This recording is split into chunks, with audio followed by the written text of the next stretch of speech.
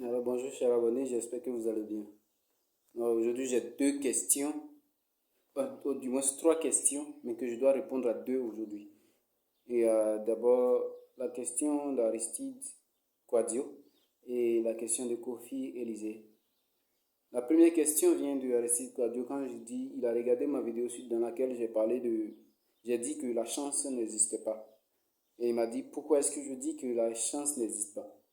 Alors je réponds à cette question pour dire que généralement, les uns et les autres considèrent la réussite de certaines personnes comme le fruit du hasard, c'est-à-dire que c'est tombé comme ça du ciel et puis la personne a réussi. Ou bien, bon, c'est facilement comme ça qu'il a réussi.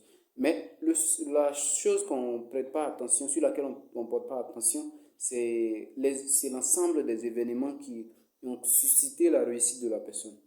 Alors pour quelqu'un qui, par exemple, a travaillé dans l'ombre jusqu'à... Et un jour, on voit sa réussite, on voit ses voitures, on voit tout ce qu'il a accompli. Avant qu'on ne juge le résultat de ses actions, on doit prendre en compte les événements que la personne a accumulés, les nombres de batailles. C'est quoi j'appelle événement? Alors, dans une de mes vidéos, j'ai expliqué l'événement. J'ai dit que l'événement, c'est l'ensemble des actions accumulées que une personne met en exergue dans le domaine de l'entrepreneuriat pour pouvoir atteindre un but bien précis. Alors, pour y arriver, par exemple, d'autres personnes, peut-être, ont travaillé le matin, ils sont toujours corps et âme en train de se battre. Et un jour, puisque pendant qu'ils se battent, ils sont en train de se battre, nous, on ne voit pas, nous, les téléspectateurs, on ne voit pas ce qui se passe derrière l'écran. Et le jour où on voit les choses à la télé, on voit les choses officiellement, on dit que, ah, mais telle personne a la chance. Mais on n'a pas pris en compte si c'est l'ensemble de tout ce qu'il a fait, l'ensemble des efforts qu'il a fournis avant de dire qu'il a la chance. Donc, j'ai dit que la chance n'existe pas dans ce domaine exact parce que on ne peut pas s'élever comme ça et puis devenir riche. On ne peut pas se lever un coup comme ça et puis devenir riche. On doit prendre en compte tout ce que la personne a fait depuis le début jusqu'à ce qu'il devienne riche. Au lieu de dire que la personne a la chance. C'est dans cette optique que je dis qu'il n'est pas question de chance, mais tout est une question d'événements rassemblés pour pouvoir atteindre un but.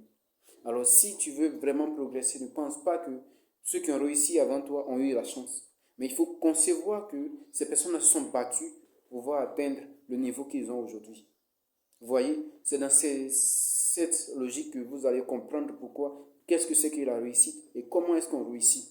Mais si tu ne comprends pas ça, on va toujours juger les actions des autres comme l'argent facile, comme un coup de chance, etc., etc.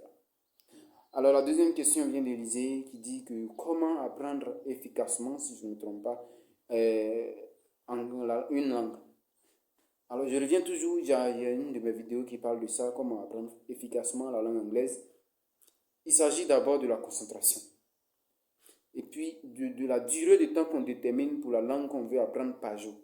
Par exemple, si quand j'étais en train d'apprendre italien ou russe, je m'étais dit que chaque jour que Dieu fait, je devrais avoir au minimum 5 mots, 5 expressions, 5 phrases capables qui ont été construites par moi-même en utilisant les règles grammaticales que je connais.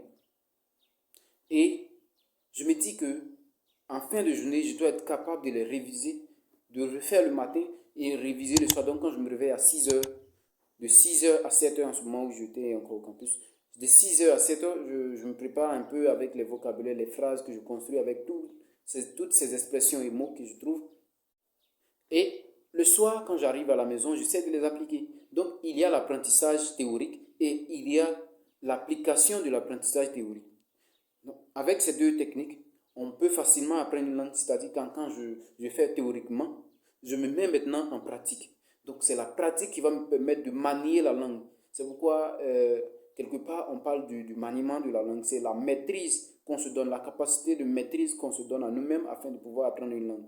Donc, il faut être capable de gérer ces deux systèmes. Il faut être capable de se fixer un calendrier d'apprentissage. Il faut être capable de respecter, parce que le truc n'est pas de fixer un calendrier d'apprentissage, mais d'être capable de respecter ce calendrier d'apprentissage.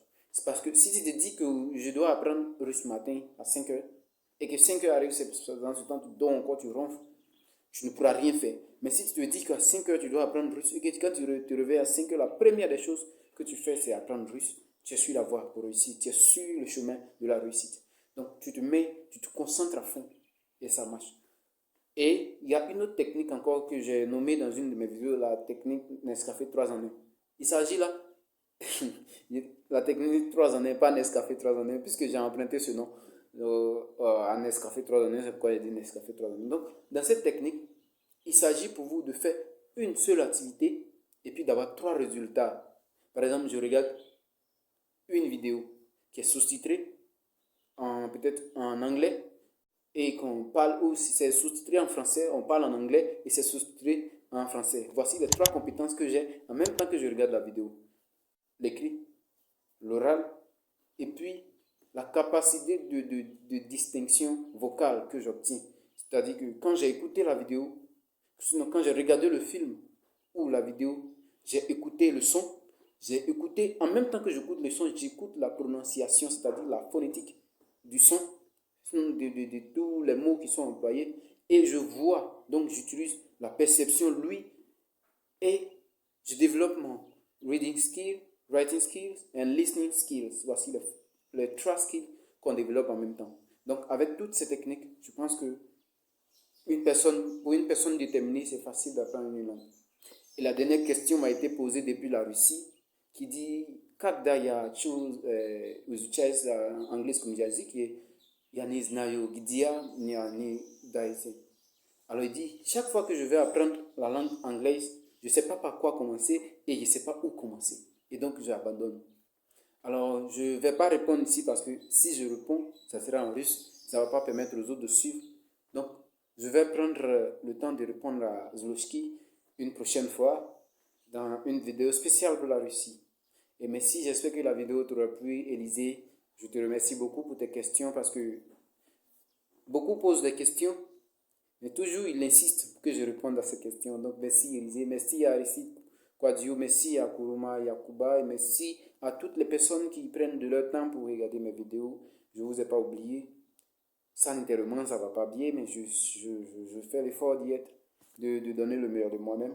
Alors avec vos questions, j'arrive à trouver de l'inspiration. Mais quand il n'y a pas de questions, vous voyez que la vidéo tarde à venir et il fallait que je réponde aujourd'hui à cette question pour que mes abonnés se sentent vraiment, que ce lien soit vraiment tissé. Alors je remercie tout un chacun de vous. J'espère que la vidéo vous aura plu et que vous allez partager, vous allez poser vos questions. Et je vais prendre le temps également d'y répondre. Merci et excellente journée à vous.